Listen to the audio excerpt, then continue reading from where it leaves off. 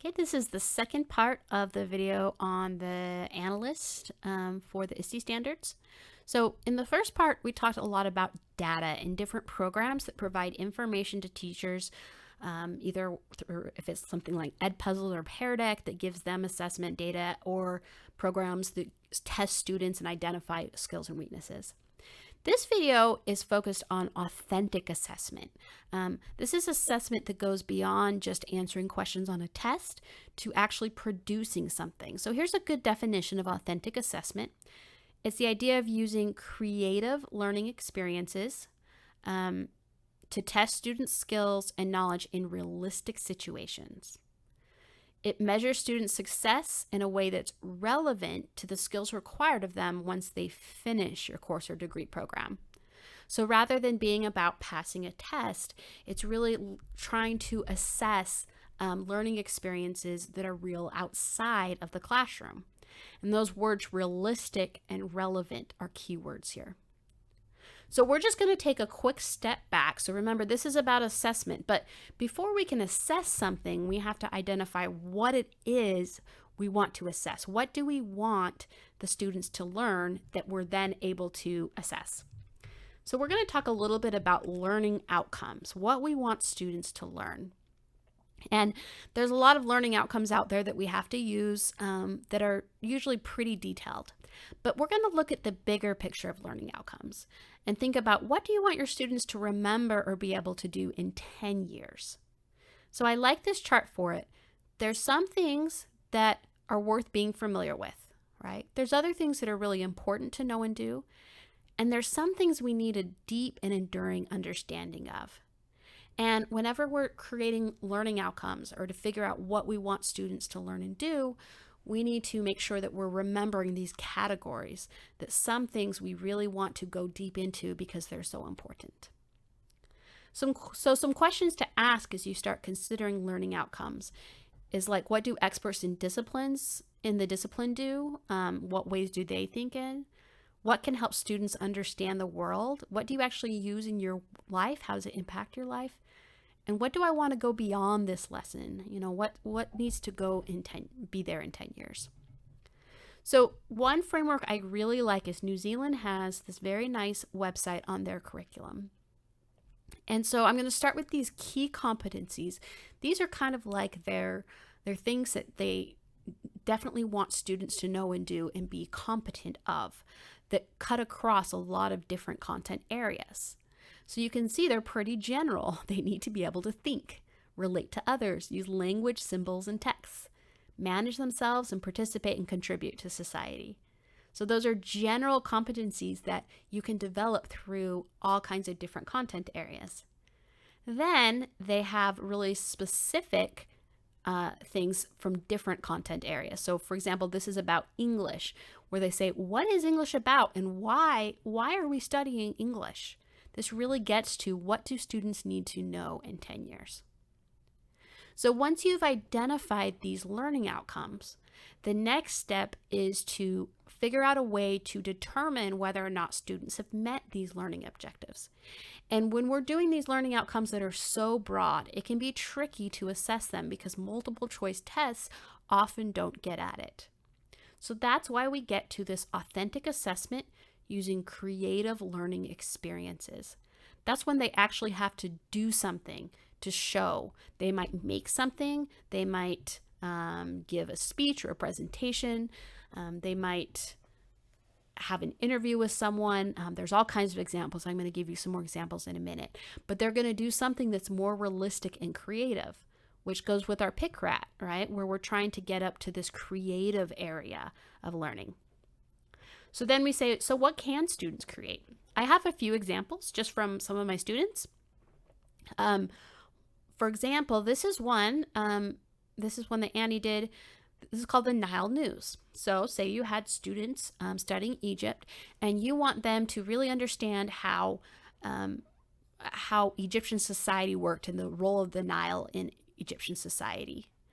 You might ask them to, or give them the option to, create a newspaper as if they were living in Egypt and the Nile was starting to inundate the area. This was created using a tool called FlipStack. And so by doing this, the students both are able to learn while they do it, and you're able to see whether or not they've developed the understanding that you're hoping for. Caitlin created this fake Instagram post. So her class was reading a book written by Trevor Noah. And so she created a Instagram post for Trevor, and that helped her think about the different aspects of this person's life and what the main beliefs and goals of this person are, because that's the type of thing they might be posting about on Instagram. Here's another social media example, Twitter discussions. So this was built on something called TweetGen. There's others as well where you can create fake Twitter discussions. But Stephanie wanted to focus on point of view and character traits. And so her students read a book called Julian Tells. And this is an example of a Twitter feed where students would have to think about each different character and how the characters would discuss a single event or topic. So they're really pulling into the point of view and character traits of each one. And they're also thinking about how we communicate in today's world in a networked society. So here's some more examples that I think go just a little bit deeper than those. This is one I did with some students. It wasn't overly deep, but I was trying, my enduring understanding was that I wanted my students to carefully consider how communication is affected by technologies. And I wanted them to develop some digital literacy skills and be able to express themselves using technologies. And then I also thought it was worth being familiar, that they would be familiar with different, the history of communication technologies. And so I asked them to create Flipgrid videos where they pretended like they were someone in a different time period, and they told a story from the perspective of that person. So here's a student that pretended she was a baseball announcer in the 1980s. And so she talked about the forecasting and the types of microphone and that really only the people in the stadium could hear her or the people on the radio. And so by doing that, they had to do some research and they had to learn to do these things. And I could see whether or not they were connecting the relationship between society and communications technologies.